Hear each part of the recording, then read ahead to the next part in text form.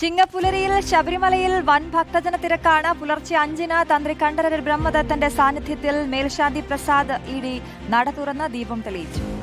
ശേഷം 18-ാം പടിക്ക് താഴെ ആഴിയിൽ അഗ്നി പകർന്നു. വൈകിട്ട് ദീപാരാധനയ്ക്ക് ശേഷം പടിപൂജ നടക്കും. ചിങ്ങമാസ പൂജകൾ പൂർത്തിയാക്കി ഈ മാസം 21-ന് രാത്രി 10 മണിക്ക് ക്ഷേത്രനട അടയ്ക്കും. പ്രവീൺ പുരുഷോത്തമനുണ്ട് വിവരങ്ങൾ നൽകാൻ. Good morning Praveen.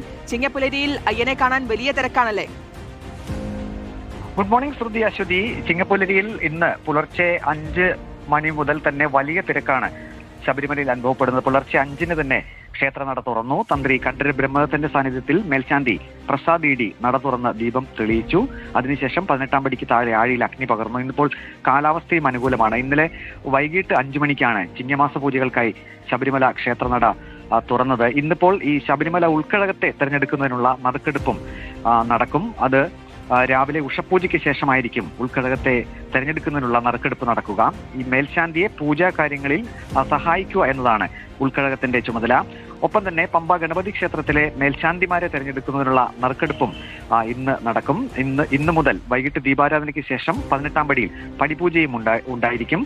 ചിങ്ങമാസ പൂജകൾ പൂർത്തിയാക്കി ഈ മാസം 21-നായിരിക്കും നടയടയ്ക്കുക. രാത്രി 10 മണിക്ക് ശബരിമല ക്ഷേത്ര നട അടയ്ക്കും. ഓണവുമായി ബന്ധപ്പെട്ട പൂജകൾക്കായി വീണ്ടും ഓഗസ്റ്റ് 24-ന് ശബരിമല നട തുറക്കും. ഈ ചിങ്ങമാസ പൂജയുമായി ബന്ധപ്പെട്ട് ശബരിമല ദർശനം നടത്താൻ ആഗ്രഹിക്കുന്ന ഭക്തർ വെർച്വൽ ക്യൂ വെബ്സൈറ്റ് വഴി ദർശനത്തിനുള്ള സ്ലോട്ടുകൾ ഉറപ്പാക്കണമെന്ന ഒരു അറിയിപ്പ് കൂടി ദേവസ്വം ബോർഡ് നൽകുന്നുണ്ട്. www.sabrimalaonline.org എന്ന വെബ് അഡ്രസ് വഴിയാണ് അത് ബുക്ക് ചെയ്യേണ്ടത്. ഏതായാലും ഇന്നിപ്പോൾ രാവിലെ കാലാവസ്ഥ അനുകൂലമാണ്. ഇന്നലെയും മഴ ഒഴിഞ്ഞു നിൽക്കുകയായിരുന്നു. വലിയ ഭക്തജനത്തിരക്ക് തന്നെയാണ് ചിങ്ങപ്പുലരിയിൽ ശബരിമല സന്നിധാനത്ത് അനുഭവപ്പെടുന്നത്. ശരി, ഓക്കെ. പ്രവീൺ പുരുഷോത്തമനാണ് വിശദാംശങ്ങൾ നൽകിയത്.